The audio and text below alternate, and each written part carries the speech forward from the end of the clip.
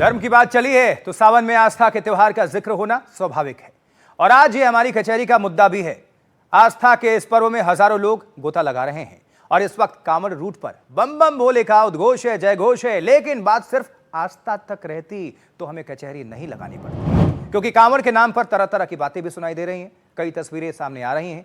कोई कहता है कि कांवड़ के नाम पर कुछ लोग उपद्रव फैलाने की कोशिश कर रहे हैं, समाज को बांटने की साजिश है।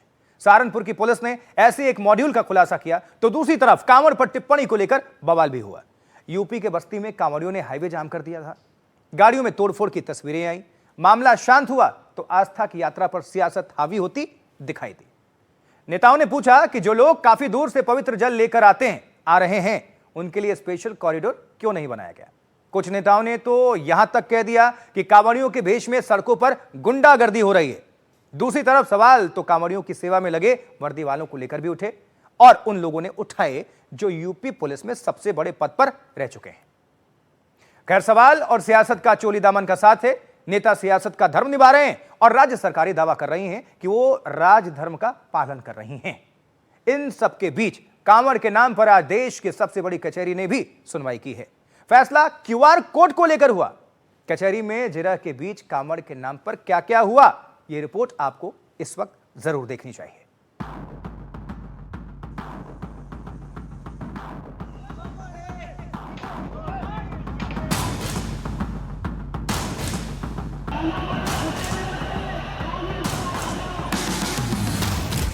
कांवड़ियों की यात्रा जब हरिद्वार पहुंची तो ऐसा दृश्य दिखाई दिया। घाटों पर पांव रखने की जगह नहीं। आस्था का ये पर्व कई लोगों के लिए विशेष है। सनातन का संदेश है, भक्ति और भाव का समागम है। महादेव पर सब कुछ अर्पण है, मन्नतों का संसार है, क्योंकि भोलों की अपने भोलेनाथ के लिए श्रद्धा अपार है। जो हम पावन जल लेकर के आते हैं, इससे हमारी सारी इच्छा पूरी हो जाती है।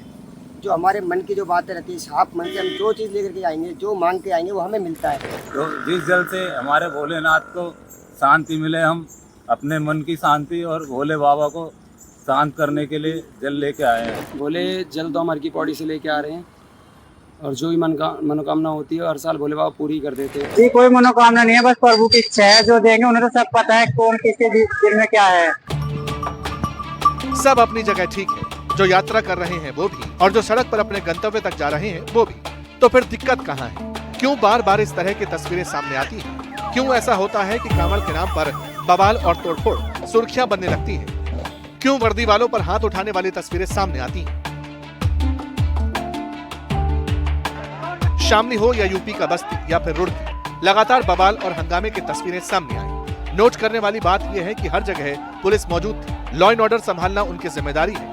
किसी को परेशानी है तो पुलिस को बताएं, बात आराम से सुलझाई जा सकती है। लेकिन दावा यह होता है कि हम रास्ते से जा रहे थे, हमारी आस्था की कांवड़ खंडित कर दी गई, अब जलाभिषेक कैसे करेंगे? ये देखिए, मेरा 31 लीटर जल है। ये पीछे लेकर के आते हैं, बाइक को इतनी तेज से फटाफट बजाते हैं, उसके बाद हॉर्न मारते हैं। मतलब हमको जल्दी नहीं है, इनको इतनी जल्दी होती है कि इनको पहले साइड दिया जाए। भीड़ में भी हमारे पीछे लगा देते हैं, उसके बाद टक्कर भी मारते रहते हैं। ये अब यहाँ सवाल उठता है कि जब हर साल कांवड़ यात्रा होनी है, सैकड़ों हजारों कांवड़िए जल लेने के लिए हरिद्वार और उसके आगे तक पहुँचते हैं, तो फिर बवाल की फाइल पर फुल स्टॉप लगाने की तैयारी कैसी होती है? आपने वो तस्वीरें देखी होंगी जिसमें सूबे के सीएम से लेकर प्रशासन के अफसर तक कांवड़ियों पर फूल बरसाते दिखाई देते हैं। जिले बदल जाते हैं, जगह बदल जाती है, लेकिन भाव वही रहता है। इस मुद्दे पर नेताओं के पास सुझाव है, लेकिन सियासत का भी दबाव है। 11 दिल्ली के बजट और 9 उत्तर प्रदेश के बजट, 20 बजट चले गए। जो श्रद्धालु हैं, जो सदियों से परंपरा चली आई है, उसके लिए कॉरिडोर सरकार नहीं बना पा रही। और कॉरिडोर अगर सरकार ने बनाया होता तो आए दिन जो हम लोगों को घटना देखने को मिलती है कि आर्म फोर्सेस का कोई व्यक्ति है, आर्म फोर्सेस का कोई कल्पना कर सकता है कि आर्म फोर्सेस के साथ इस तरह व्यवहार हो? जहां घटनाएं हो रही हैं, कोई घटना नहीं होती। ये सरकार जो कांवड़ियों को, जो श्रद्धालुओं को नहीं व्यवस्था दे पा रहे हैं, उस नाकामी को छिपाने के लिए दूसरे दलों पे आरोप लगा रहे हैं। न जाति का भेद है, न क्षेत्र का भेद है, न वर्ग का भेद है, न मत का भेद है, न संप्रदाय का भेद है। हर हर बम बम बोलते हुए जाते हैं। 300-400 किलोमीटर पैदल जाते हैं, फिर वहाँ से जल लेकर के कावड़ को कंधे में रख करके फिर उसी प्रकार से उसी भक्ति भाव के साथ चलते हैं। लेकिन मीडिया ट्रायल होता है, बदनाम किया जाता है, खूब उसके बारे में लिखा जाता है, उन्हें उपद्रवी और आतंकवादी तक बोलने का दुस्साहस होता है। यह वह मानसिकता है जो हर प्रकार से भारत की विरासत को अपमानित करना चाहता है। सनातन का दायरा इतना विशाल है कि सियासत उसमें रास्ता तलाशी लेती। कांवड़ के नाम पर वार पलटवार का दौर चलता आया है, आगे भी चलता रहेगा। लेकिन कुछ लोग ऐसे भी हैं जो सियासत से आगे बढ़कर साजिश का ताना बाना बुन रहे थे। दो समुदायों के बीच सांप्रदायिक तनाव बढ़ाने की कोशिश में थे। पुलिस का कहना है इसके पीछे पाकिस्तान की खुफिया एजेंसी ISI का हाथ हो सकता है। इसमें क्योंकि ये वीडियो पाकिस्तान का है और वीडियो की क्लैरिटी इतनी है कि ये वीडियो ओरिजिनली वहां से बना हुआ दिखाई पड़ता है, जबकि बाकी वेबसाइट्स पे जो हमने इस वीडियो को चेक किया इस प्रकार के क्लियर वीडियोस हमको अभी प्रथम दृष्टया नहीं मिले हैं। इसलिए हमें जो पाक बेस्ड ISI हैंडलर्स हैं उनके थ्रू भी इन्फिल्ट्रेशन के बारे में जांच करना इस समय उचित लग रहा है। ये सही है कि जब जब पाकिस्तान की तरफ से साजिशों का सर उठता है उसे कुचल दिया जाता है, और ऐसा होना भी चाहिए, क्योंकि आस्था के रास्ते में साजिश का कोई स्थान नहीं है। और अब जब बात रास्ते की चली है तो फिर QR कोड की बात करना भी जरूरी हो जाता है, जिस पर सुप्रीम कोर्ट ने फैसला सुनाया। देश की सबसे बड़ी अदालत ने कांवड़ यात्रा मार्ग पर खाने की दुकानों पर QR कोड लगाने के योगी सरकार के फैसले पर रोक लगाने से इनकार कर दिया। सुप्रीम कोर्ट ने आदेश दिया कि कांवड़ यात्रा मार्ग के सभी होटलों पर उनके लाइसेंस और रजिस्ट्रेशन सर्टिफिकेट के साथ दूसरे जरूरी कागजात लगाए जाएं।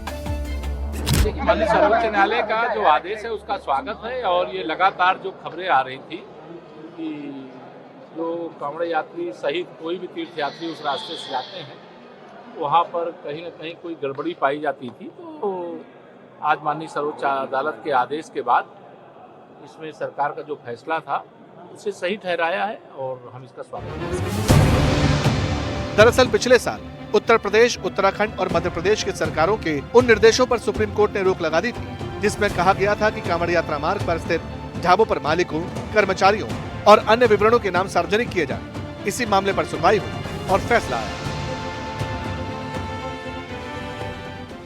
देखिए, बीते 2 हफ्तों से देश के अलग अलग हिस्सों में कांवड़ यात्रा चल रही है। ये आस्था की यात्रा है, एक तपस्या जैसी, जो नंगे पांव कभी कभी सैकड़ों मील की हो जाती है। तन पर भगवा कपड़े, कंधे पर कांवड़ और अविराम यात्रा का संकल्प, जिसमें रुकना और थकना मना है। यह यात्रा सदियों से जारी है और हमारी संस्कृति में इसके बहुत गहरे मायने हैं, क्योंकि सब रचा बसा हुआ है, रंग है। लेकिन बीते कुछ दशकों में इस कांवड़ में आस्था के साथ उसका प्रदर्शन भी चला आया है। सजे हुए ट्रकों में बिल्कुल सड़कों और अगल बगल की जो गाड़ियां हैं उनको कपाते हुए बेहद तेज संगीत के साथ जब ये यात्रा बगल से गुजरती है तो आस्था नहीं, वितृष्णा जागती है। जब सड़कों पर चलते हुए लोगों के साथ कोई कांवड़धारी बदसलूकी करता है तो प्रेम नहीं, भय जागता है। डर लगता है कि हम एक पवित्र परंपरा का पतन तो नहीं देख रहे हैं। ये ठीक है कि शिव बहुत अनुशासन में बंधे देवता नहीं रहे। अराजकता उनका स्वभाव, उनकी शोभा है। उनके गले में सांप होता है, उनकी बारात में भूत प्रेत और गण मिलते हैं, लेकिन शिवत्व के केंद्र में वो कल्याणमय चेतना है।